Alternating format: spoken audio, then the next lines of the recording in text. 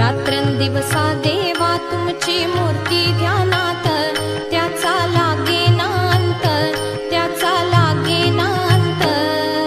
स्वप्नात आले माझ्या गुरुदेव दत्त, स्वप्नात आले माझ्या गुरुदेव दत्त.